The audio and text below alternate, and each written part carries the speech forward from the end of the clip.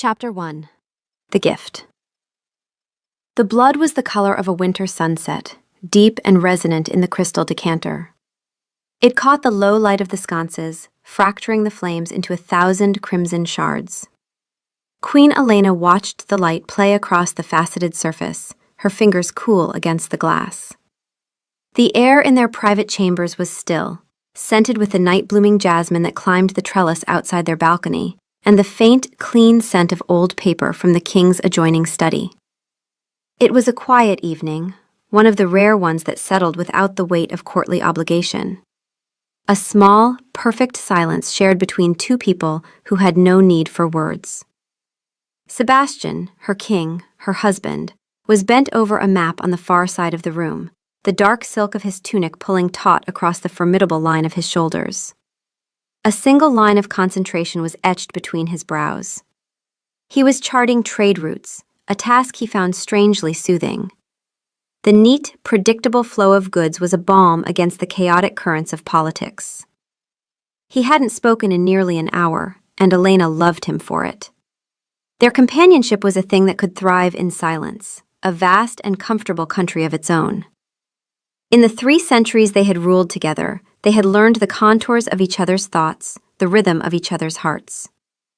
Sometimes Elena would look at him and feel a wave of such profound gratitude it nearly brought her to her knees. That this man, this brilliant, complex, occasionally impossible man, was hers. That in all the endless years of their immortal existence, they had found each other. She lifted the decanter, its weight familiar in her hand.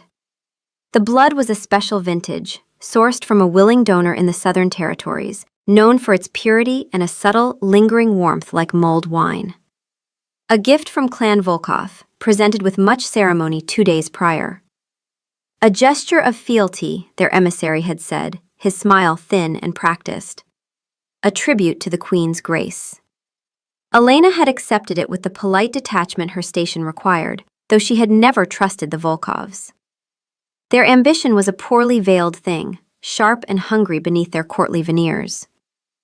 But refusing the gift would have been a diplomatic incident, a show of distrust that would ripple through the intricate web of alliances that held their kingdom together.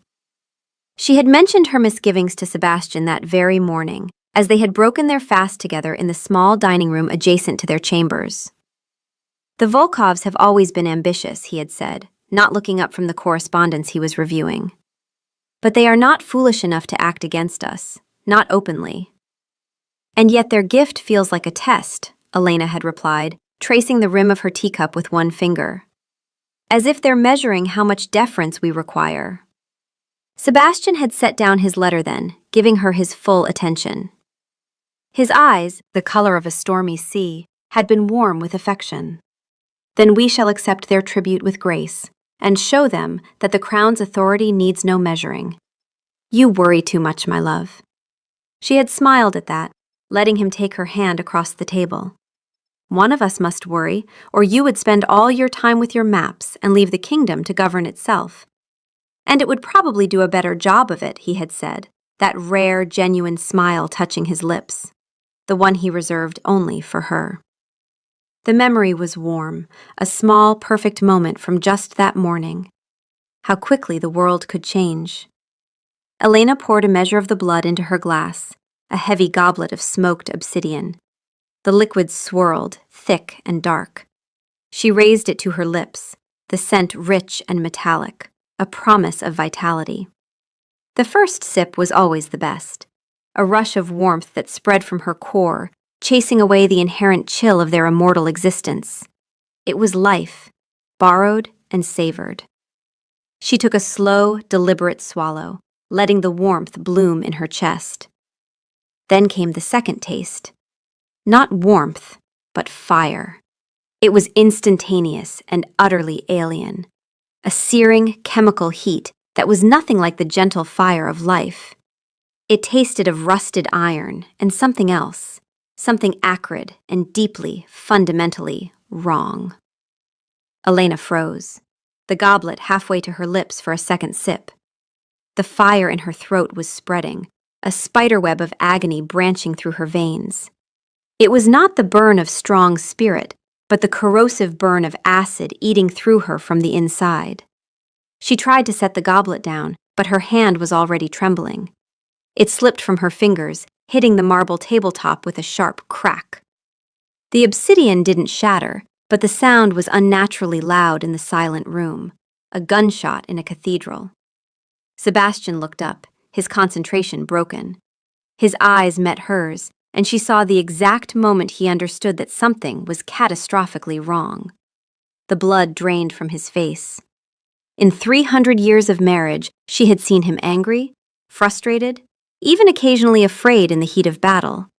But she had never seen this. This was terror, raw and absolute. "Elena," he said, and his voice was calm, but he was already moving, crossing the room in 2 silent, fluid strides. The map forgotten, scattered to the floor, ink spilling across ancient trade routes that no longer mattered. She tried to speak, to warn him, to tell him not to touch the blood, but her throat was closing. The fire was in her lungs now, each breath a gasp of shredded glass. She could feel it moving, a malevolent intelligence traveling through her bloodstream, seeking, destroying. Her vision began to tunnel, the edges blurring into a wavering gray. The beautiful, quiet room, the tapestries they had chosen together in Florence, the flickering sconces he had commissioned from a master craftsman in Prague, his beloved face, all of it receded, as if she were falling backward into a deep, dark well. "What is it?" he demanded, his hands coming to rest on her shoulders. His touch was usually a comfort, a grounding force that could pull her back from any darkness. Now it was just a distant pressure, barely felt through the wall of agony. She managed to lift a shaking hand, pointing to the goblet, to the decanter. Her lips formed a single, soundless word. Poison. The change in him was terrifying. For a fraction of a second, his composure, the unshakable calm that defined King Sebastian, shattered completely. Raw, untempered fury flashed in his eyes, so potent it was nearly visible, a wave of heat in the air. It was the rage of a god, of something ancient and terrible that had been sleeping beneath the facade of civilization. It was followed instantly by a colder, sharper emotion. Fear. It was the fear that broke her heart. In all their centuries together, through wars and plagues and the slow, grinding weight of immortal existence, she had never seen him afraid. Not truly. Not like this. A low moan escaped her lips, a sound of pure animal suffering that she couldn't contain. Her body was betraying her, each cell screaming as the poison unmade her from within. "No," Sebastian said, and it was not a plea. It was a refusal, a denial issued to fate itself. "No, you don't get to leave me. Elena, stay with me. Stay with me." He swept the decanter and the goblet off the table with a savage gesture. They shattered against the far wall, a crystalline explosion that sprayed the priceless tapestries with droplets of poisoned blood. He didn't spare them a glance. He was already gathering her into his arms, her body suddenly weightless, boneless, a doll in his grasp. The pain was a living thing inside her now, coiling in her stomach, clawing at her heart. It had teeth, and it was eating her alive. "Hold on," he commanded, his voice a low, desperate growl against her hair. "Elena, you will hold on. That is an order from your king." Even through the pain, she wanted to laugh at that. As if her body would obey him the way his subjects did, as if death itself would bow to his authority. He carried her through the chambers, his long strides eating up the distance to the heavy oak doors. He kicked them open with such force they slammed against the stone walls, the sound echoing through the corridor like thunder. Guards snapped to attention, their faces masks of alarm as they saw the queen limp and pale in the king's arms, her head lolling against his chest. "Fetch healer Maeve," Sebastian snarled, his voice echoing in the stone corridor. "Tell her it is poison. Tell her to bring everything. Now. And send for Captain Thorne. I want every person who has touched that decanter found and brought to the throne room. Every single one. One guard took off at a sprint. Another stood frozen, staring. "Move!" Sebastian roared, and the man fled. The king's voice carried a note of such absolute authority, such barely contained violence, that Elena felt it even through her delirium. He was a king in this moment, yes, but more than that. He was something primal, something that would tear the world apart to protect what was his. They reached the royal chambers, and Sebastian laid her on their bed with a gentleness that contrasted violently with the fury radiating from him. He arranged the pillows beneath her head, his hands shaking almost imperceptibly. "Stay with me," he said again, and this time his voice cracked. "Please, Elena. Please don't leave me here alone."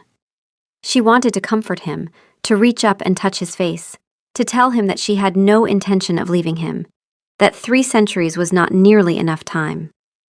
But the darkness was closing in, and all she could do was look at him, trying to memorize every line of his face as the world went gray. The last thing she saw before the darkness took her completely was a single tear sliding down his cheek. In 300 years, she had never seen him cry. Chapter 2: The Investigation. The world became a place of fractured moments, of agony and shadow. Elena drifted in a red-hot sea, aware only of the pain. It had a texture, like biting on sand, and a sound, a high, thin screaming that might have been her own. Time ceased to have meaning. There was only the long, unbroken night of suffering, punctuated by brief, terrifying flares of clarity. In one, she saw Maeve's face. The healer was ancient even by their standards, her silver hair a halo in the candlelight, her face lined with the weight of centuries. But her hands were steady as they pressed cool cloths to Elena's forehead, as they tilted bitter draughts between her lips. Maeve drew vials of Elena's blood, her hands steady despite the urgency. "I need to isolate the toxin," she murmured, holding the dark vials up to the light. "Identify its structure before it's too late." "Can you save her?" Sebastian's voice, rough and desperate. "I don't know." Maeve's honesty was brutal. "This is vein fire, my king. An ancient curse from the first wars. It burns the blood's memory, unmakes the body from within. I've found references in 3 different texts, fragments of possible treatments, but they're incomplete. There is no proven antidote." "Then you will create one." It was not a request. "Your Majesty, I have never attempted anything like this. The treatment itself could kill her faster than the poison." "Then you will make sure it doesn't." Sebastian's voice was soft, deadly. "I will burn down every library, interrogate every healer, tear open every tomb if I must. Bring me every scholar who has studied the first wars. Bring me alchemists, herbalists, blood mages if you must. She will not die. Do you understand me? She will not die." A pause, then, "I understand, my king. I will do everything in my power. I have already sent for 3 masters of ancient toxicology. We will work without ceasing until we find a way." Elena wanted to tell him that it was all right, that if this was her time, she had lived a full life, a life made beautiful by him. But the words wouldn't come, and the darkness pulled her back under. In another moment of clarity, she heard voices. Angry, frightened voices. "I swear to you, Your Majesty, I only transported the decanter from the Volkov emissary to the Queen's chambers. I never opened it, never touched the contents." This was followed by the sound of weeping. A servant, Elena thought dimly, one of the younger ones. And the seal. Sebastian's voice was cold, analytical. The voice he used when solving a problem. "Intact, sire. I would never. I have served the crown for 20 years. Please, you must believe me." "I believe you." The gentleness in his tone was unexpected. "You may go, but you will speak of this to no one. Is that understood?" "Yes, Your Majesty." "Thank you, Your Majesty." Footsteps retreating. Then another voice, deeper, military. "Captain Thorne, we've traced the decanter's path, sire, from the Volkov estate to their emissary, Lord Gregor. He presented it to the Queen 2 days ago. The seal was indeed intact. until the queen herself broke it. So the poison was in the blood when it left Volkov's hands. It would appear so, Your Majesty. But Lord Gregor is demanding an audience. He claims he knows nothing of poison, that Clan Volkov would never. I'm sure he does claim that. Sebastian's voice was arctic. Bring him to me. And Captain, have your men search the Volkov estate, every room, every cellar, every hidden corner.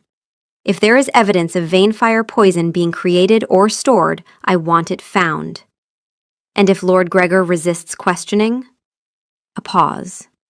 When Sebastian spoke again, his voice carried the weight of absolute authority. Then he will learn that resisting his king is unwise. Do whatever is necessary, Captain. My wife lies dying. I want the truth. Elena felt a surge of something through the pain. Pride, perhaps. Even in his anguish, he was being thorough, methodical. He would not act on rage alone. He would have proof. The darkness claimed her again, but this time she held onto that thought like a lifeline. Hours or days later, she couldn't tell, she surfaced to the sound of footsteps. Many of them. Bring him forward. That was Sebastian. His voice had changed. It was emptier now, devoid of all emotion. That, more than anything, terrified her. Your Majesty, I swear on my honor, I knew nothing of— Your honor? Sebastian's laugh was bitter, broken. You dare speak to me of honor, while my wife burns with Vanefire poison that came from your hands? I am merely the emissary. I delivered the gift as instructed by Lord Valerius. The seal was intact, the vintage was recorded, everything was done according to protocol. Captain Thorne, what did you find? The Volkov estate, Your Majesty. Thorne's voice was grim. In a hidden laboratory beneath the wine cellar, equipment for distilling poisons. And this. A pause. Elena could feel the tension in the air, thick as smoke.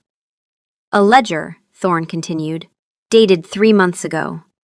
Orders for components consistent with Vanefire production. Nightshade essence, crystallized hemlock, basilisk venom, and correspondence between Lord Valerius and an alchemist known for work in forbidden toxins, a man who specializes in recreating poisons from the First Wars. No, Lord Gregor gasped. No, Lord Valerius would never. I don't understand. I understand perfectly. Sebastian's voice was so cold it could have frozen the sun. Your lord attempted to murder my queen, and you, Lord Gregor, were his instrument. Whether you knew it or not is irrelevant. Please, Your Majesty, I have a family, children. I would never knowingly harm the queen. She is beloved by all. You're right, she is beloved. By all. Most especially by me. The silence that followed was suffocating. Lord Gregor, Sebastian said, his voice taking on a different quality now, measured and careful. I am going to ask you questions.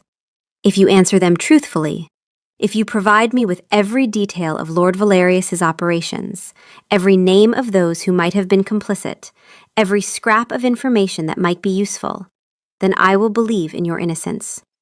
Do you understand? Yes, Your Majesty. Anything. I will tell you anything. Then tell me, who else knew? Who else was involved in this plot? Gregor's voice came quickly, desperately. Marcus, Lord Valerius's younger son. He was his father's confidant in all matters. I saw them in the laboratory once, though I didn't know what it was at the time. They dismissed me quickly when I entered. Marcus often spoke of the Queen's influence with resentment, echoing his father's views. And there was a courier, a man named Silas, who made frequent trips between the estate and the city. I don't know his purpose, but Lord Valerius always met with him privately. Anyone else? Anyone at court? Any other houses? No, Your Majesty, I swear it. Lord Valerius kept this close. He trusted no one outside his immediate family.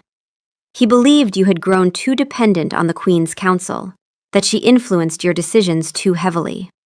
He spoke of it often, his resentment of her power, but I never imagined he would go so far. I never thought him capable of this madness. Sebastian was silent for a long moment. Take him to the West Tower, he said finally. Comfortable quarters, under guard. He is not to be mistreated, but he is not to leave. He will remain there until this matter is resolved. Your Majesty, you believe me? I believe you were a fool, but not a traitor, Sebastian replied. And depending on how this proceeds, Lord Gregor, you may yet have an opportunity to prove your loyalty to the crown in other ways.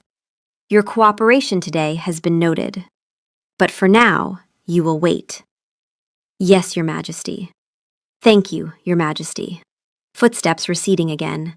Then Captain Thorne's voice, lower, more private. Your Majesty, what are your orders regarding Lord Valerius and his son Marcus?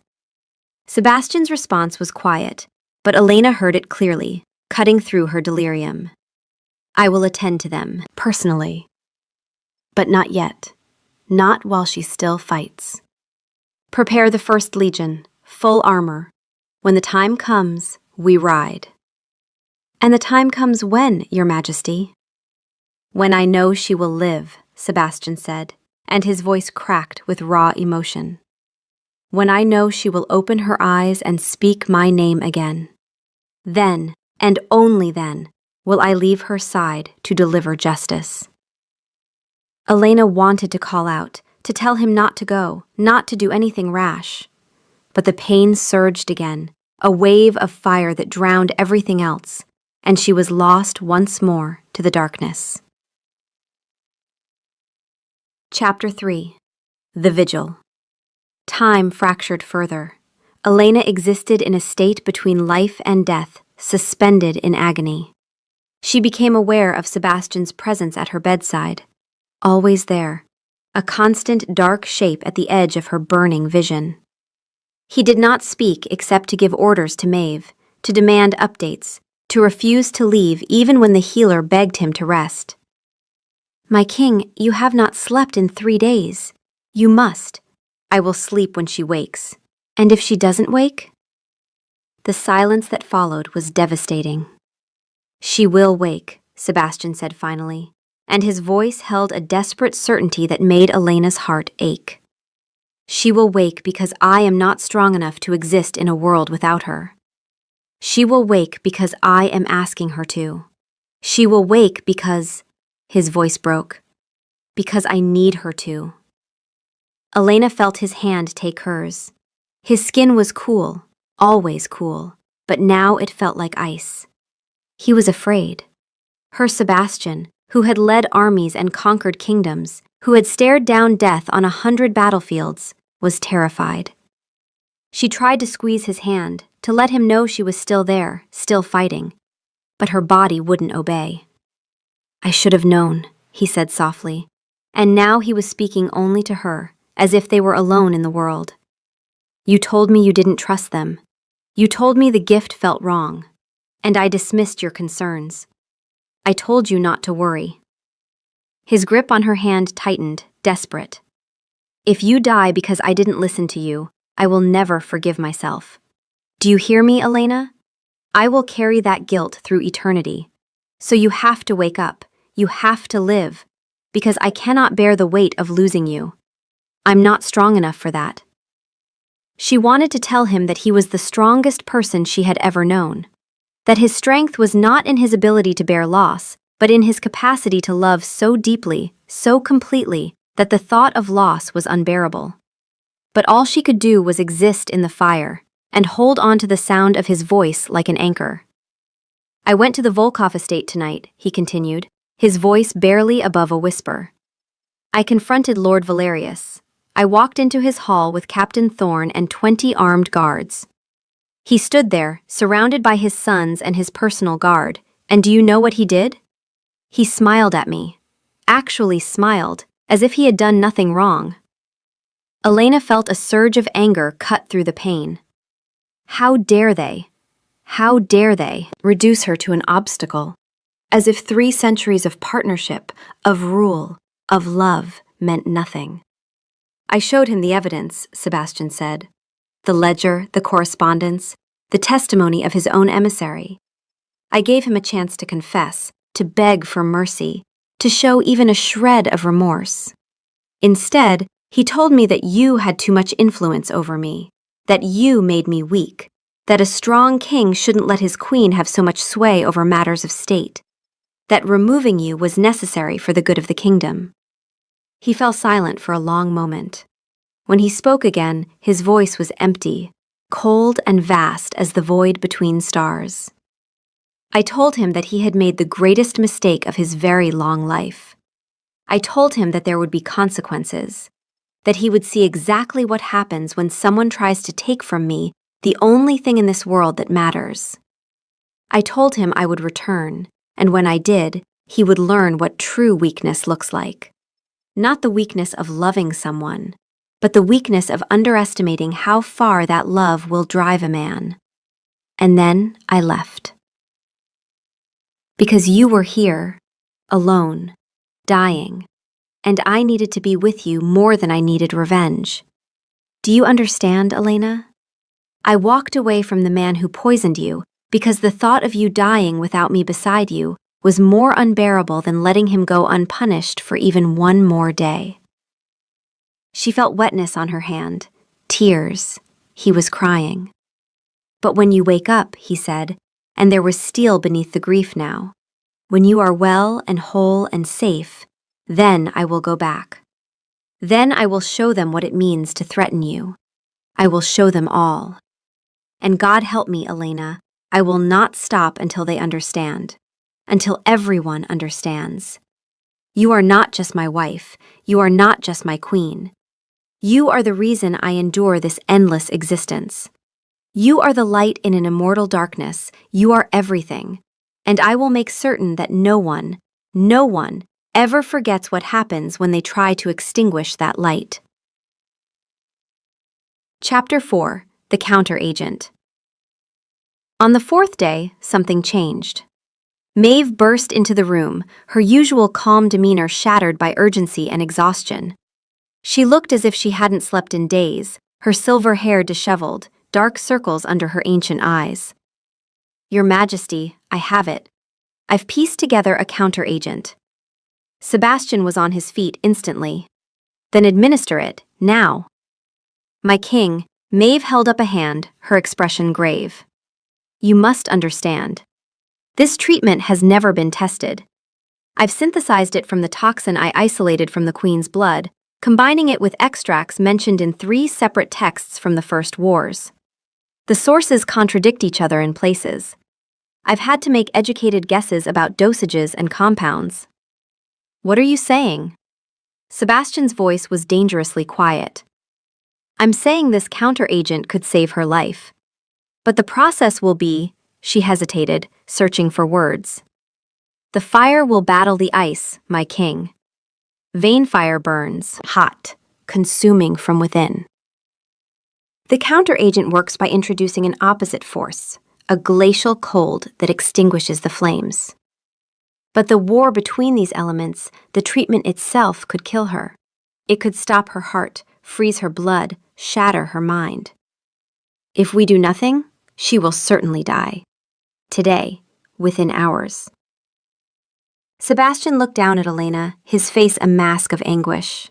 She could barely see him through the gray haze, but she could feel his presence, solid and real, the only fixed point in her disintegrating world. What are the chances it works? Maeve's voice was soft, compassionate. I don't know, Your Majesty. 30%? 50%? I'm working with fragments of knowledge from a war fought 3,000 years ago. I'm attempting medicine that may never have succeeded even then, but it's the only chance she has. Sebastian was silent for what felt like an eternity. Then he reached down and took Elena's hand, holding it gently in both of his. His eyes never left her face. Do it, he said quietly. But Maeve, know this. If she dies during the treatment, if this kills her, I will not blame you. You have worked tirelessly to save her. You have given her a chance when there was none. No matter what happens, you will have my gratitude and my protection. Always. Thank you, my king, Maeve whispered. Then she moved into action, two other healers entering behind her, carrying supplies. They positioned themselves around the bed, their movements practiced and precise. Sebastian was gently but firmly moved aside. He took up a position at the head of the bed, his hands on Elena's shoulders, anchoring her. "I'm here," he murmured, his voice steady despite the fear in his eyes. "I'm right here, my love. I'm not going anywhere. Stay with me. Just stay with me through this." Elena felt the prick of a needle in her arm. For a moment, nothing happened. The fire continued its relentless work, burning her from the inside out, and she thought perhaps the treatment had failed before it even began. Then the ice came. If the vein fire had been terrible, this was apocalyptic.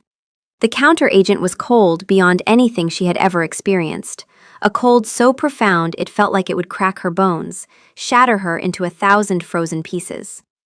It entered her veins and spread like winter itself, absolute and merciless. And where it met the fire, there was war. The collision was cataclysmic. Fire and ice, two elemental forces locked in mortal combat inside the ravaged landscape of her body. She could feel them tearing her apart, each claiming territory, neither willing to yield. The pain transcended anything she had thought possible. It was white-hot and freezing cold simultaneously, a paradox that shattered her mind. She heard herself screaming, a sound that seemed to come from outside her body, primal and endless. "Hold her down!" Maeve's voice, urgent and afraid. Strong hands on her shoulders, her arms, her legs. Her body was convulsing, trying to escape the unbearable sensation. But there was nowhere to go, no escape from the war raging within. Sebastian's voice in her ear, steady and sure, a lifeline in the chaos. I'm here, my love. Stay with me, just a little longer. You can do this. You're the strongest person I know. You can survive this. Please, Elena, please stay with me. Don't leave me. Don't you dare leave me." His voice was breaking now, raw with desperation. "I love you. Do you hear me? I love you more than anything in this world or the next. You are my everything, my light, my reason. Stay with me. Fight. Fight for us. Fight for all the centuries we still have ahead. Fight because I need you. Because I cannot do this without you. Please, Elena, please." The ice pushed deeper, a relentless glacier advancing through her veins. It extinguished the flames one by one, but each victory was agony. She could feel her body trying to shut down, to escape the unbearable sensation by simply ceasing to exist. It would be so easy, so peaceful, to just let go, to drift away from the pain. No, she thought with the last shred of her will. No, I will not leave him. She had no breath to speak, no strength to move, but she poured every ounce of her determination into staying present, staying alive. For him, for the man whose voice was the only real thing in a universe of pain. For the man who had sat by her bedside for 4 days without sleeping. For the man who loved her with such desperate, terrifying intensity that he would burn the world to keep her safe. She would not leave him alone in the darkness. The battle raged for what felt like hours. Fire and ice, life and death, locked in mortal combat inside her failing body. She was dimly aware of Maeve chanting something in an ancient language, of other healers rushing in with supplies, of Sebastian's unwavering presence beside her, his hands gentle but firm, keeping her grounded when she wanted nothing more than to fly apart. And then, gradually, impossibly, the pain began to recede. It did not vanish, but drew back, like a tide going out, leaving the wreckage exposed on the shore. The fire was gone, quenched by the relentless ice. The ice itself was fading, its work done, leaving behind an aching, hollow emptiness. She could breathe. It hurt, each inhalation a reminder of what she had endured, but she could breathe. "Her pulse is stabilizing," Maeve said, and there was wonder in her voice. "The vein fire is neutralized. The counter-agent is dispersing. My king, I think she's going to survive." The sound Sebastian made was not quite a laugh and not quite a sob. It was the sound of a man who had been holding his breath for 4 days and could finally exhale. It was the sound of someone who had been standing on the edge of an abyss and had just been pulled back from the brink. "Elena," his voice was hoarse, wrecked. "Can you hear me?" She managed the smallest nod, the barest movement of her head against the pillow. It took every ounce of strength she possessed. But she did it. She opened her eyes, just a fraction, just enough to see him.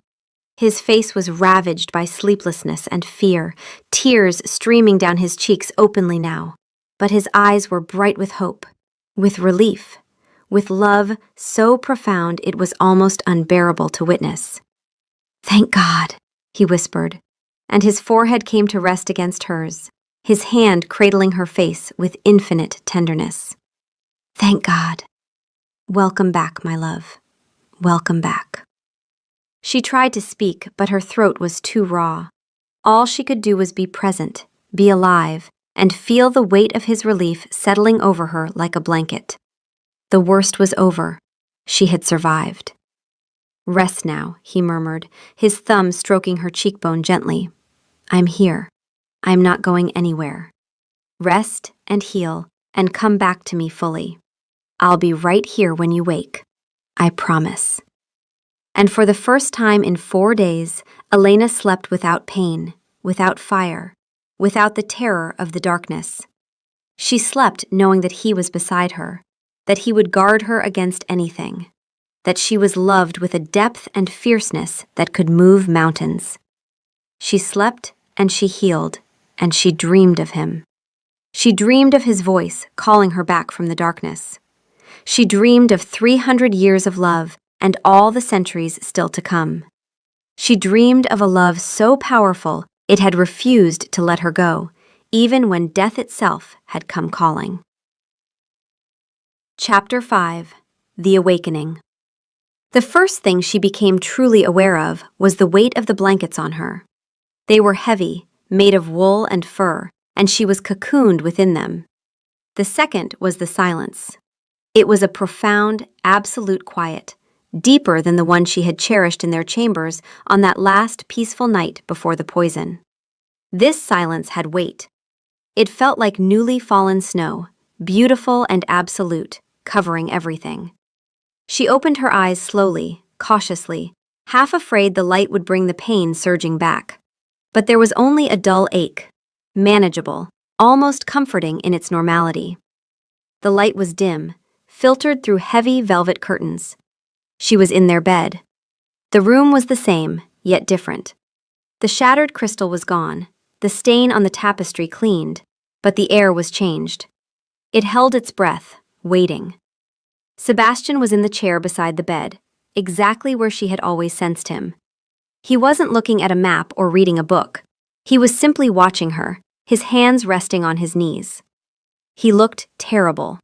The elegant lines of his face were sharpened to a razor's edge, new shadows carved beneath his eyes. His normally immaculate clothing was rumpled, his hair unkempt. He looked like a man who had walked through fire and emerged on the other side, scorched and weary, but still standing.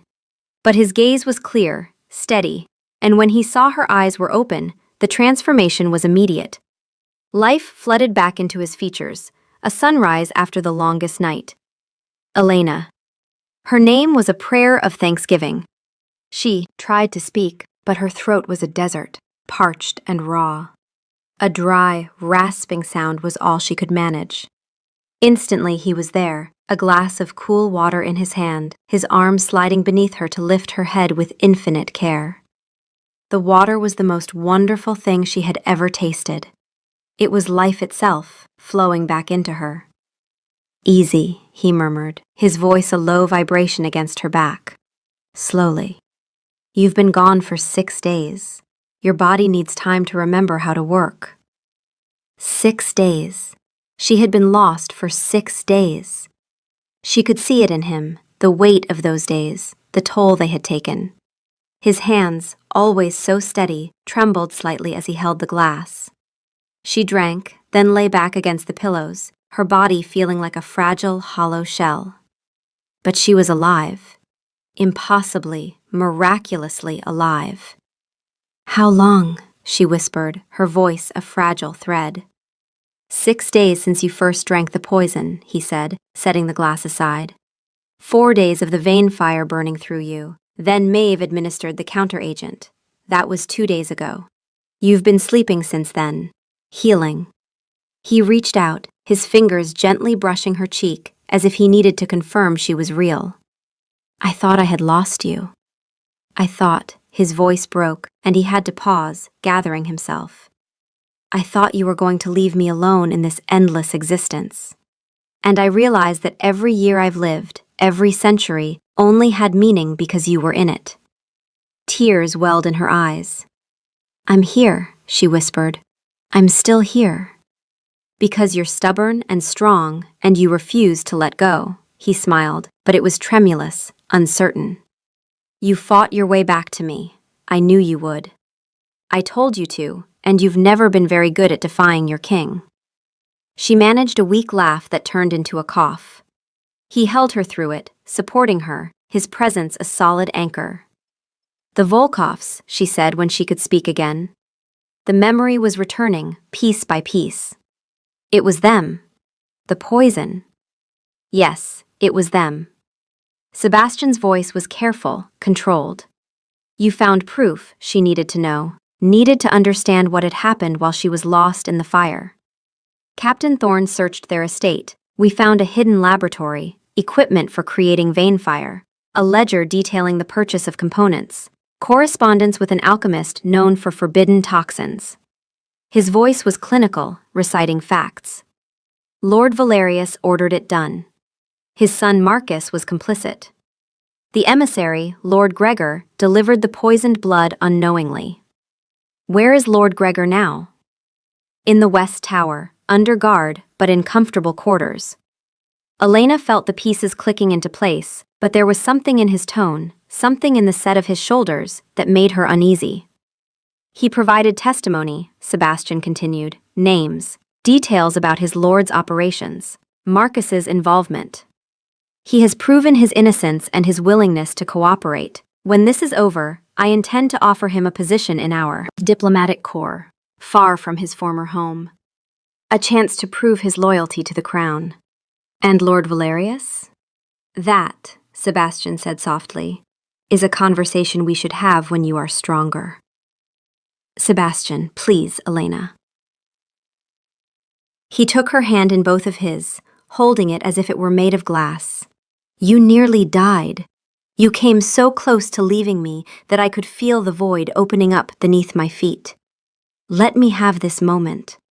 Let me just be grateful that you're alive and awake and here. The raw emotion in his voice stopped her protests.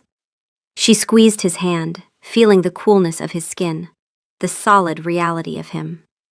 I'm here, she said again, because it seemed to be what he needed to hear. I'm not going anywhere. Promise me, he whispered against her skin, lifting her hand to his lips. Promise me you'll never leave me. I know it's selfish. I know it's impossible. But promise me anyway. I promise, she said, and meant it with every fiber of her being. For as long as I exist, I am yours. He closed his eyes, and she saw a tear slip down his cheek. This strong, powerful king, brought to tears by relief and love, and the simple gift of her survival. Rest now, he said finally, carefully laying her hand back on the blankets. Sleep and heal. I'll be right here. I'm not leaving your side. Sebastian, she murmured, sleep already pulling at her. Whatever you're planning to do about the Volkovs, be careful. He smiled, and it was sad and tender and loving. I'm always careful, my love. But as she drifted off to sleep, she wondered if that was entirely true. She had seen something in his eyes when he spoke of Lord Valerius, something cold and final and absolute. It worried her. But she was so tired, and he was there, and she was safe. She would worry about the Volkovs later. For now, she would simply be alive. Chapter 6. The Recovery. The weeks that followed were a study in quiet recovery and unnerving silence. Elena's strength returned slowly, like a tide creeping back up a ravaged shore. First, it was sitting up in bed without the room spinning. Then it was walking, her hand clutching Sebastian's arm, her legs unsteady beneath her. Each small victory was hard won, each step forward a triumph. Sebastian was a constant, attentive presence. He read to her from books of poetry, his voice a low, steady murmur that soothed her frayed nerves. He brought her meals himself, refusing to let servants tend to her, as if he didn't trust anyone else with her care. He fed her when her hands trembled too much to hold a spoon, patient and gentle, never showing frustration at her weakness. He was the most tender of nurses, the most devoted of husbands. And yet, something had changed. It was in the way he stood by the window for hours, staring out at the city below without truly seeing it. It was in the long periods when he would leave the castle, always after midnight, dressed not in the silks of a king, but in the dark, practical leathers of a warrior. He would return just before dawn, and she would wake to find him removing his boots in the darkness, his movements careful and quiet, so as not to disturb her. But she could smell it on him, the cold night air, the scent of steel, and sometimes, faintly, smoke and ash. "Where do you go?" she asked him one morning, after he had returned with the dawn and was sitting beside her bed, watching her with those storm-gray eyes. He smiled, and it was sad and gentle, and did not reach his eyes. "Tending to the garden." "What garden?" "The kingdom. There were weeds that needed removing." The metaphor was clear, but she pressed anyway. "Sebastian, what have you done?" He took her hand, his thumb tracing gentle circles on her palm. "I have done what needed to be done to ensure your safety. That's all you need to know right now. When you're stronger, when you're well, we can discuss the details. But for now, just focus on healing." There was steel beneath the gentleness. He would not be moved on this. Elena wanted to argue, to demand answers, but the truth was she was still too weak to sustain a real fight, and a part of her, a small, quiet part, was afraid of what she would learn if she pushed too hard. So she let it rest, for now. Her court, when she was finally well enough to receive them, treated her with a new kind of reverence. They looked at her as one who had returned from the dead, which, she supposed, she had. Lady Miriam wept openly when she saw Elena sitting up in bed, receiving visitors. Lord Chancellor Aldrich actually got down on one knee, pressing his forehead to the back of her hand, in a gesture of profound relief and fealty. But when they looked at the king, their fear was of a different quality altogether. It was stark and absolute, the kind of fear usually reserved for natural disasters or acts of God. The whispers in the corridors fell silent when he passed. The boisterous energy of the royal court had been replaced by a hushed, watchful solemnity. The entire castle felt like it was holding its breath. Elena began to piece it together from fragments, from the things that were not said. A trade minister, wringing his hands as he gave his weekly report, would mention the sudden, inexplicable collapse of the Volkov mining interests in the north. "Most unfortunate, Your Majesty. Their investors all withdrew at once. Quite odd, as if someone had spread rumors of insolvency. The banks called in their loans simultaneously. Unprecedented." A general, reporting on border patrols, would speak of villages in the Volkov outer territories found empty. "The strangest thing, Your Majesty, we found notices posted in every settlement offering generous relocation stipends to anyone who wished to renounce the Volkov name and swear fealty to the crown. New lands, new opportunities, safe passage guaranteed. Most accepted within days. The villages were peacefully abandoned. Families left with royal escorts, resettled in the eastern provinces with land grants. As for the Wolf's Maw fortress itself, well," the general's voice had dropped uncomfortably. "Those who chose to remain loyal to the Volkov name, they're still there, surrounded." An archivist, her face pale, would stammer an apology that certain historical records seemed to have been damaged. "I'm not sure how it happened, Your Majesty. We discovered it during a routine cataloging. Some of the more detailed accounts of Volkov holdings and achievements, the records of their greatest triumphs, seem to have been removed." Very precisely, very specifically. The general histories remain intact, of course. The name Volkov still appears in our records, but the details of their power, their influence, those seem to be incomplete now. Most unfortunate. No one would meet her eyes when they spoke of these things. If she pressed, they would grow flustered, murmuring that the king was overseeing the matter directly. It was all being handled. But she heard other things, too. Things that made her blood run cold despite the warmth returning to her body. A maid speaking in hushed tones to another servant outside her door, not realizing the queen could hear. "They say the king himself is at the Wolf's Maw, that he collapsed the mountain pass after giving everyone a choice. 3 weeks he waited, they say. 3 weeks for anyone who wanted to leave to come out. Most did. But those who stayed, those who chose to stand with House Volkov even after the evidence of treason," the maid's voice dropped to a whisper. "They say when they sent someone out to negotiate, the king sent back a message that there would be no terms, no mercy." Another fragment, this one from Captain Thorne himself, speaking with one of his lieutenants in the corridor. "The king's orders were explicit.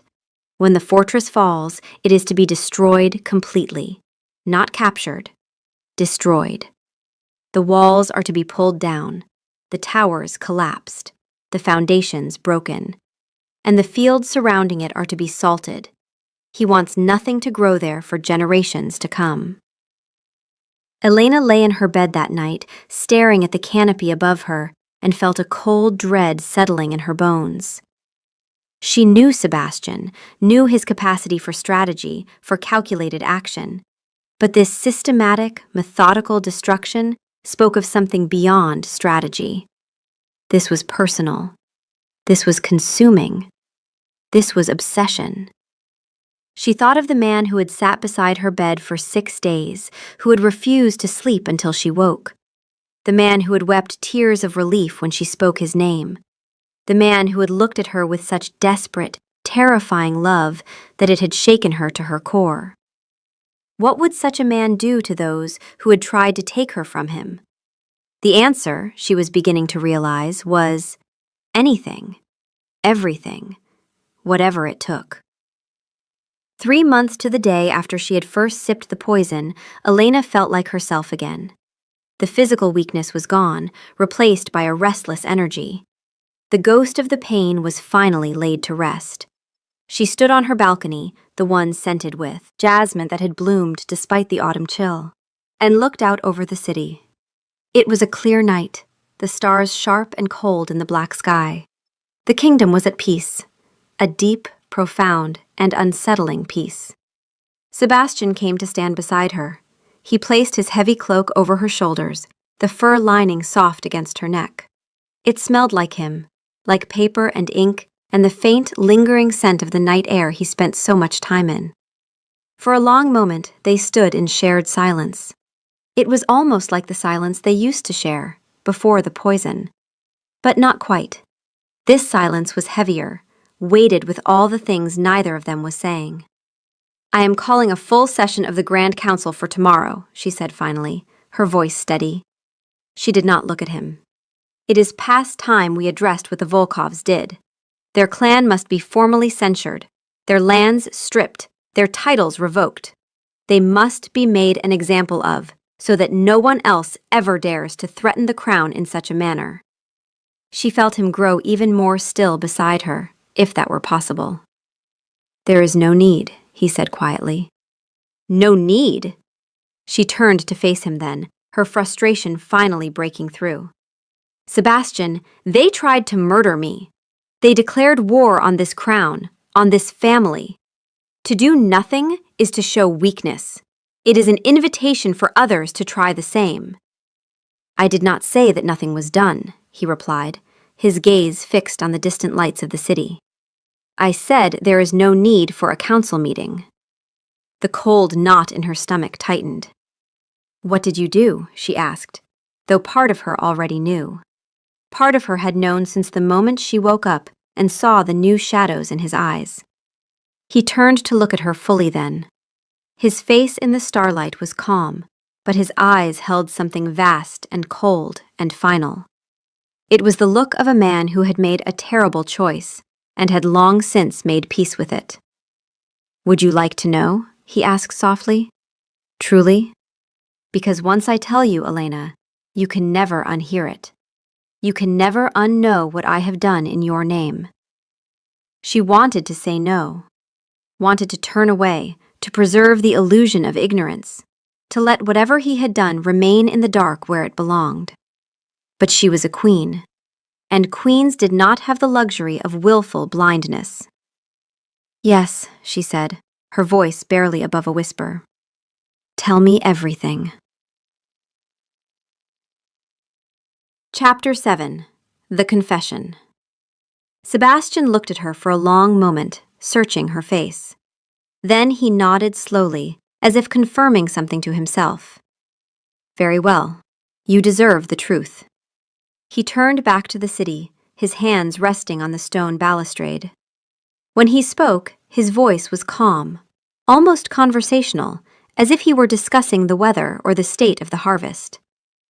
I went to Lord Valerius the first night, he began, the night you fell ill. After Captain Thorne confirmed the evidence, after I knew with certainty that it was the Volkovs who had poisoned you, I took 20 armed guards and I walked into his hall. Elena said nothing, just listened, her heart beating too fast in her chest. He was in his study, surrounded by his sons and his advisors. Marcus stood at his right hand. They knew why I had come. I could see it in their faces. But do you know what Lord Valerius did when I presented him with the evidence? When I showed him the ledger, the correspondence, the testimony of Lord Gregor? Sebastian's knuckles whitened as his grip on the stone tightened. He smiled. Actually smiled, as if this were all some grand game of strategy that he had executed particularly well. He told me that you had too much influence, that you were making me weak, making me sentimental, that a king should rule with strength, not love, that removing you was regrettable, but necessary for the good of the kingdom. The words hung in the cold air between them. He called your death necessary, Sebastian said, and now there was emotion in his voice, a deep, aching sorrow. As if you were a problem to be solved. As if 300 years of your wisdom, your grace, your strength meant nothing. As if you were expendable. He turned to look at her, and his eyes were bright with unshed tears. I realized in that moment that there was no reasoning with him, no justice that could be served through proper channels. Because men like him don't understand justice. They only understand power. What did you do? Elena asked, though her mouth was dry. I told him that he had made a grave mistake, that he had tried to take from me the only thing in this world that could never be replaced. I told him that there would be consequences, that he would see exactly what it truly meant to lose everything. Sebastian's voice was steady now, emptied of emotion. Marcus stood beside his father, defiant, proud, unrepentant. I could see in his eyes that he shared his father's views completely, that he believed what they had done was justified. And then I left. I walked out of his hall, past his guards, past his sons who stared at me with defiance and fear. I came back to you, because you were still fighting, still alive, and I needed to be there when you woke up. But you went back, Elena said. It wasn't a question. After Maeve administered the counteragent, after you survived the treatment, after I knew, truly knew, that you would live, yes, I went back. His expression was unreadable. I took the First Legion. We rode at night. We arrived at the Volkov estate at dawn. This time, I did not come to talk. What did you do to them? Elena's voice was barely a whisper. Lord Valerius and his son Marcus were executed for treason, for attempted regicide. It is within my rights as king. The law is clear on this matter. He paused, and she could see him choosing his words carefully. They were given a chance to confess, to show remorse. Marcus refused to even speak. Valerius claimed he had acted for the good of the realm. So I carried out the sentence for treason. It was quick. I am not a torturer, Elena. I did not make them suffer unduly. But I wanted them to understand, in their final moments, exactly what they had lost, what they had gambled and failed to win. And then I began the work of ensuring that no one else would ever make the same mistake. Sebastian turned to face her fully, taking both her hands in his. I dismantled their power base, Elena. Completely and systematically. I purchased their debts through intermediaries, spread carefully crafted rumors of insolvency through the financial markets, triggered a collapse of investor confidence. Within 3 weeks, the great house of Volkov was bankrupt. Their allies, seeing their weakness, were eager to distance themselves and pledge loyalty to a stronger power. I gave them that opportunity. He took a step closer, his shadow falling over her. Their territories. Before I moved a single soldier, I sent heralds to every village, every town, every settlement in Volkov lands. A proclamation.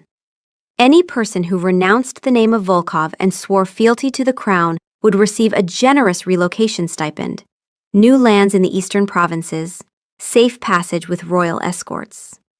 I gave them 3 weeks to decide. The villages and outer territories, Elena murmured. Yes. Most were sensible. They understood that their lord had committed treason, and that their future lay with the crown, not with the dying house. Within 2 weeks, entire villages had been peacefully relocated. Families left with their possessions, escorted by my soldiers, given new lands and new opportunities. They chose survival and prosperity over a doomed name. And those who didn't choose? Those who remained loyal to House Volkov retreated to the Wolf's Maw Fortress, the ancestral stronghold in the mountains. Perhaps 200 souls, mostly the personal guard and the most devoted retainers. After the outer territories were empty, after everyone who wanted to leave had left, then I moved the legions into position. And then I collapsed the mountain pass, the only supply route. Elena felt a tremor run through her, a deep, primal fear that had nothing to do with poison and everything to do with the man standing before her. I surrounded the fortress with soldiers, and I waited. For 3 weeks, I waited. And what happened? They sent out an emissary on the 21st day. A young captain waving a white flag, asking to discuss terms of surrender. Sebastian's voice dropped even lower. I sent back his body with a message. There would be no terms, no negotiation, no mercy. They had chosen to stand with a house that had committed treason, and they would share that house's fate. On the final night, after they were too weak from hunger to resist effectively, I went in with the 1st Legion. We took the fortress. Those who laid down their arms immediately were taken prisoner. Those who fought were killed in battle. It was over in hours. He paused, letting the weight of his words settle in the cold night air. And then I burned it. I had my men pile everything that would burn, every tapestry, every book, every piece of furniture, every portrait of every Volkov who had ever lived, and I set it alight. I watched the Wolf's Maw burn until there was nothing left but smoke and ash and blackened stone. And then I had the walls torn down. The towers collapsed, the foundations broken. I had the fields surrounding it salted so nothing would grow there easily for generations to come. But that wasn't the end, was it? Elena asked, her voice shaking. No, Sebastian said quietly.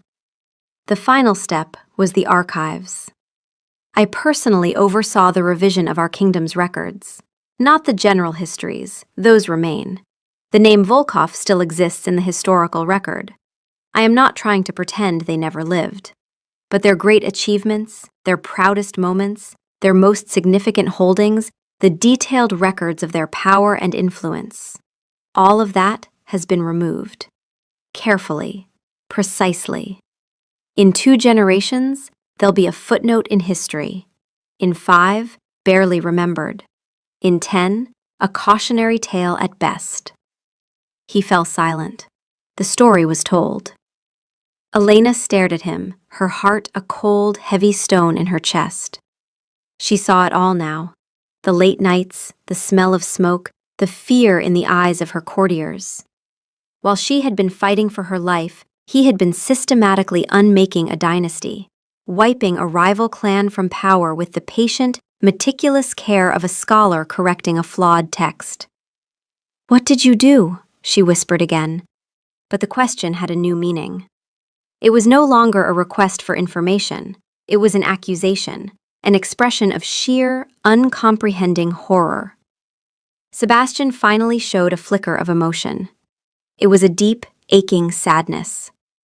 "They tried to kill you," he said simply, as if this were the only explanation required, the only truth that mattered in the universe. And I could not let that stand. I could not let anyone believe that threatening you was acceptable, that it was survivable. I needed to send a message so clear, so absolute, that no one would ever dare make the same mistake. The simplicity of it was more shocking than the litany of his deeds. In his mind, the equation was perfect. The scales were balanced. An attempt on her life was a transgression so absolute that the only fitting response was absolute annihilation. He had not just punished them, he had voided their power, their influence, their legacy. Tears welled in her eyes, hot and sharp. They were not tears of gratitude, or even of fear, but of a profound and terrible awe. She was looking at the purest, most terrifying expression of love she had ever known. It was a love that would burn down the world to keep her safe, a love that saw no moral complexity, only a single shining imperative, her life. "You're a tyrant," she breathed, the words torn from her. It was all she could think to say. It was a protest, a plea, a statement of fact all at once. He took her face in his hands, his thumbs gently stroking her cheekbones. His touch was as tender as it had been when she was at her weakest. The same hands that had held a cup of water to her lips had also signed death warrants and held torches to burn a fortress. The contradiction was dizzying. "For you," he said, his voice soft, intense, and utterly sincere. "There is no such thing as going too far. For you, I would do anything. I would become anything. I would damn my soul 1,000 times over if it meant keeping you safe." In his eyes, she saw no monster. She saw only a man who had been forced to watch the center of his world burn, who had sat helpless for 6 days while the love of his life fought for survival, and who had decided, in the cold calculus of his grief and rage, that he would remake the world before he allowed it to happen again. It was horrifying. It was wrong. It was a sin that would stain his soul for eternity. And it was all for her. This knowledge was a terrible burden and a strange, profound comfort. To be loved so completely, so absolutely, was to be both cherished and caged. He had built a fortress around her, not of stone, but of fear. The message to any who might wish her harm was now written in the ash and silence of what was once Clan Volkov. Touch her, and you will cease to matter. Touch her, and you will be erased. She leaned into his touch, her tears finally spilling over, tracing cold paths down her cheeks. She did not pull away. She did not condemn him. What he had done was unforgivable, a brutal act of tyranny that would echo through their kingdom for centuries. But it was also an act of love, so primal and possessive that it defied all judgment. She closed her eyes, resting her forehead against his. The silence between them returned, but it was a new kind of silence now. It was the silence of a shared, terrible truth.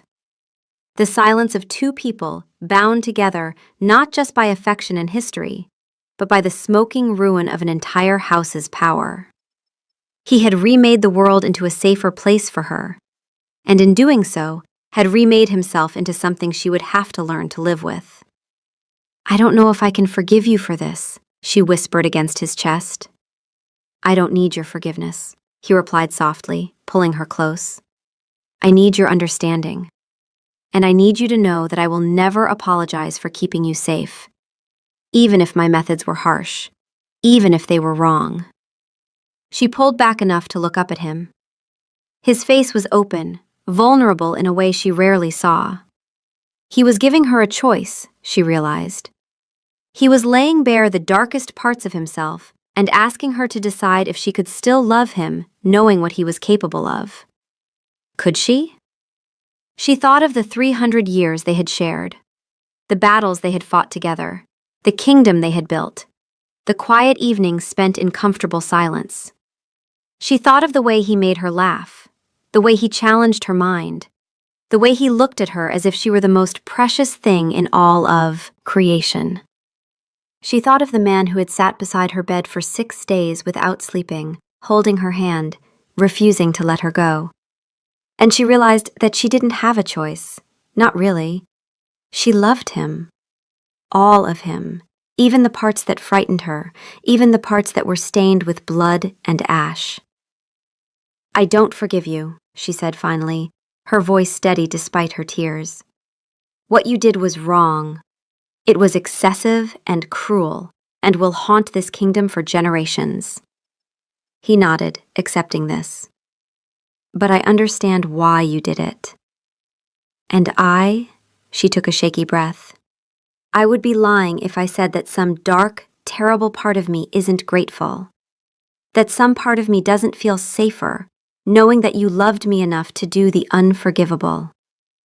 His eyes searched hers, hope and fear warring in their depths. "You are ruthless and merciless, and you have committed terrible acts in the name of love," she whispered. "Yes," he agreed quietly. "And I love you anyway," she finished. "God help me, Sebastian.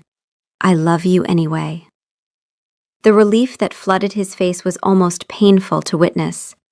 He pulled her close again, holding her as if she might disappear if he loosened his grip. "Thank you," he breathed against her hair. "Thank you for understanding. Thank you for staying. Thank you for being alive." They stood there on the balcony as the night deepened around them, two immortal beings bound together by love and darkness and a shared, terrible knowledge. The jasmine continued to bloom, oblivious to the weight of what had just passed between them.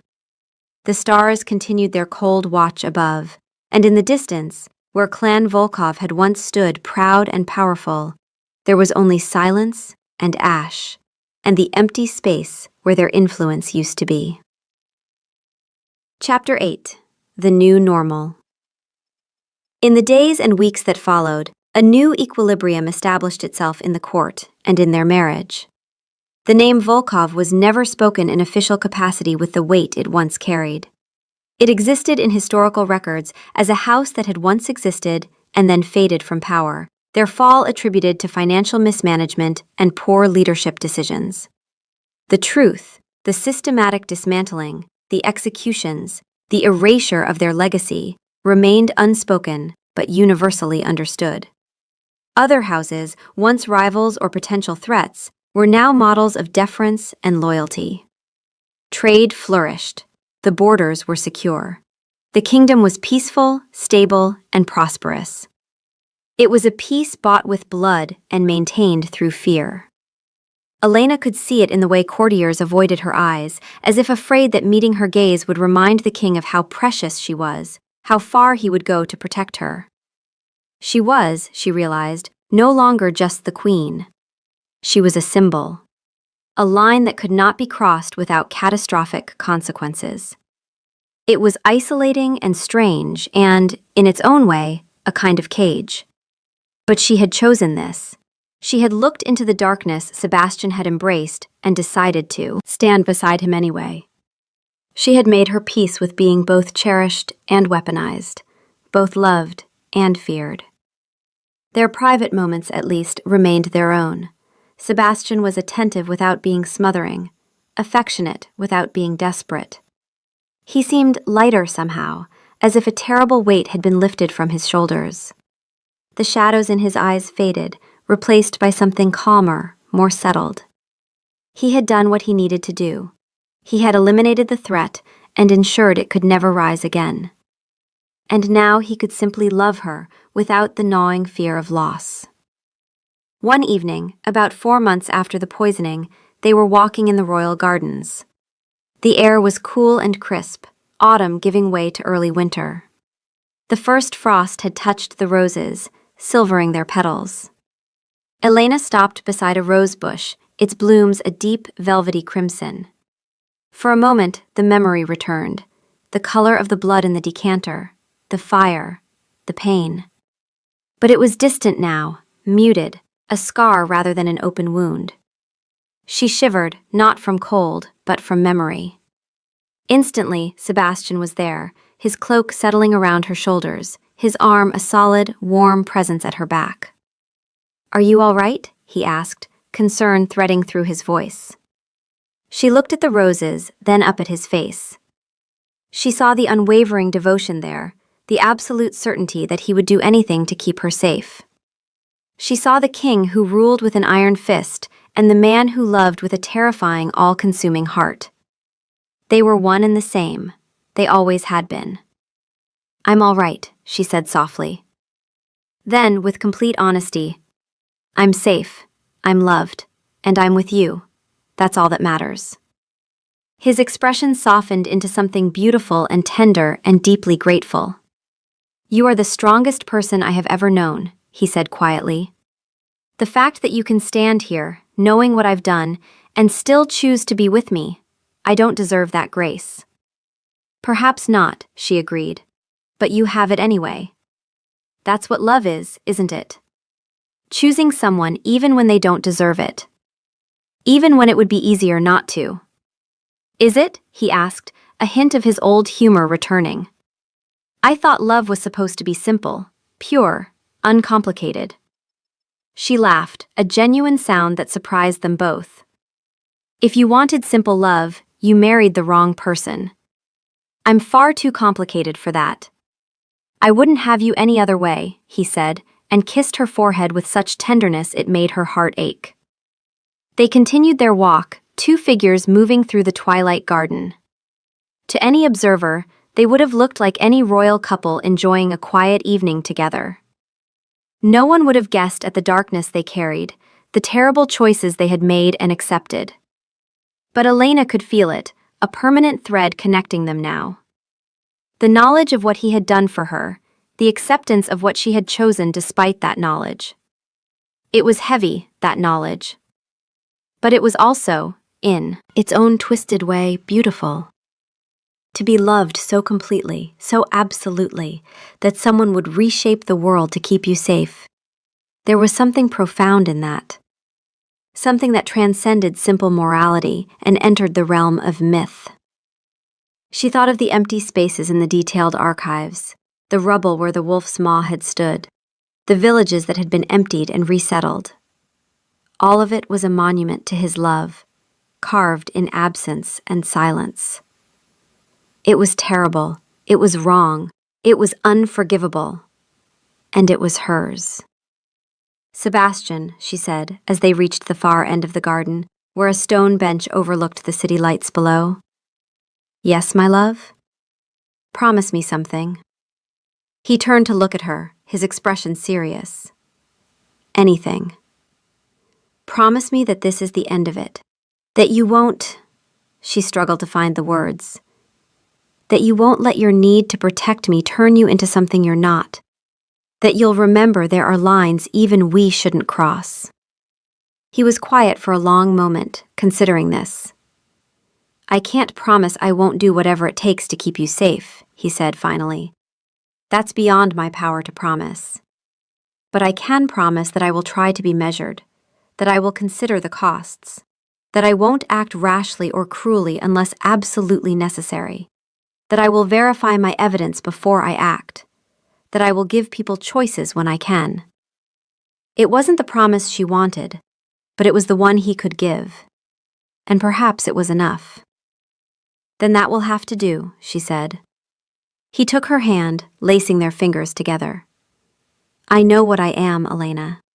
I know what I've become. But I also know that I would rather be a monster who kept you safe than a good man who lost you. That may make me selfish. It may make me wrong. But it makes me honest. Yes, she agreed quietly. It does. They sat on the bench, looking out over their kingdom. The lights of the city twinkled like stars, peaceful and serene. The people below had no idea of the darkness that had swept through their rulers, the price that had been paid for their continued prosperity. Perhaps that was for the best. Do you ever regret it? Elena asked suddenly. The things you did? No, Sebastian said immediately. Then, more thoughtfully. But I think about them. I carry them. Every decision, every consequence. It's a weight I'll bear for the rest of my existence. But no, I don't regret it. How could I, when you're here beside me? She leaned her head against his shoulder, and he wrapped his arm around her, pulling her close. They sat in silence, watching the night deepen around them. I love you, she said softly. Even knowing everything. Even understanding what it cost. I love you. And I love you, he replied, his voice rough with emotion. More than is sane. More than is safe. More than is probably healthy for either of us. But completely. Eternally. Without reservation or regret. It was a love that had been tested by poison and fire, by darkness and moral compromise. It was a love that had looked into the abyss and chosen to leap anyway. It was a love that would be written in history books with confusion and horror and fascination. But it was theirs, and in the end, that was all that mattered. Epilogue. 1 year later. A year had passed since the night Elena drank from the poisoned decanter, and the kingdom had never been more prosperous. Trade routes flourished, the borders were secure, the people were content, and at the heart of it all were the king and queen, ruling with a perfect balance of strength and grace. Elena had fully recovered, her strength returned and her spirit undimmed. She sat in council meetings with the same sharp intelligence she always had, her counsel valued and respected by all. She walked through the city streets, beloved by her people, who saw in her a queen who had survived the impossible.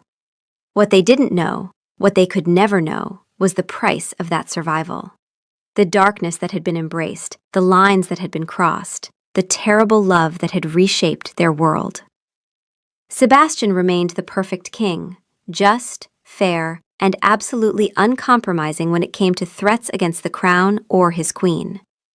But those who knew him well, who had seen the transformation that had occurred during those 6 terrible days, understood that he was also something else. He was a man who had looked into the void of loss and had decided that he would rather damn his soul than accept it. And he would do it again without hesitation.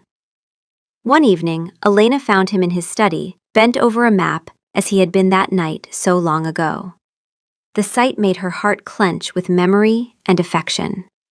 She crossed the room quietly and wrapped her arms around him from behind, resting her cheek against his back. "Hello, my love," he murmured, setting down his pen. "Come to drag me away from my work?" "Always," she said with a smile.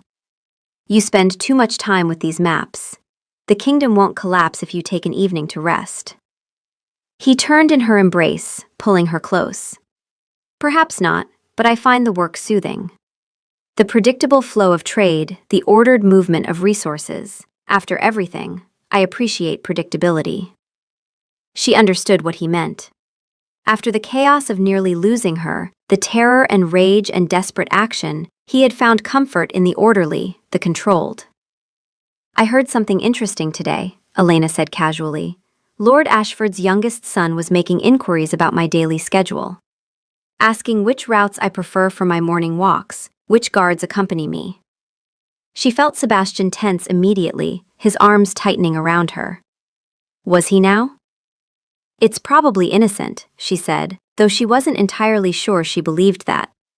"Perhaps he wishes to present me with a petition, or perhaps he's simply curious." "Or perhaps," Sebastian said, his voice dropping into something cold and dangerous, "he's considering whether the lesson taught by the Volkovs was clear enough." "Sebastian, I'll have Captain Thorne look into it," he said, his tone brooking no argument. "Discreetly. Thoroughly. If the boy's intentions are innocent, no harm done. If they're not," his voice hardened, "well, we've established the precedent for how we handle threats to your safety. Just be sure this time," Elena said quietly. "Before you act, be absolutely certain." "I'm always certain," he replied, pressing a kiss to her temple. "I learned that lesson well. I won't make a move without proof, without verification.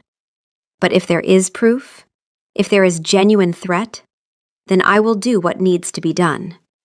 You understand that, don't you?" "I do," she said, and found that she meant it. "I understand completely." He smiled, and it was both loving and slightly sad.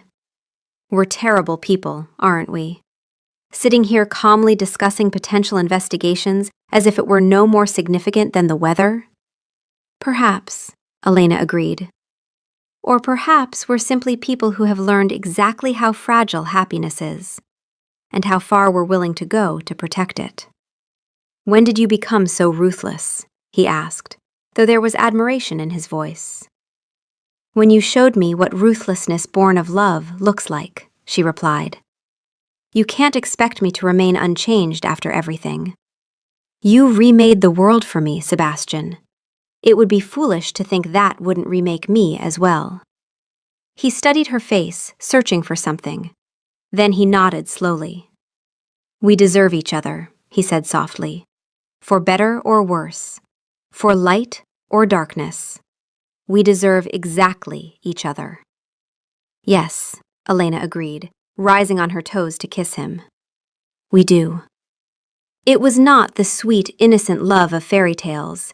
It was not the simple devotion of ballads and poetry. It was complex and dark, and probably unhealthy by any reasonable measure. But it was real. It was tested.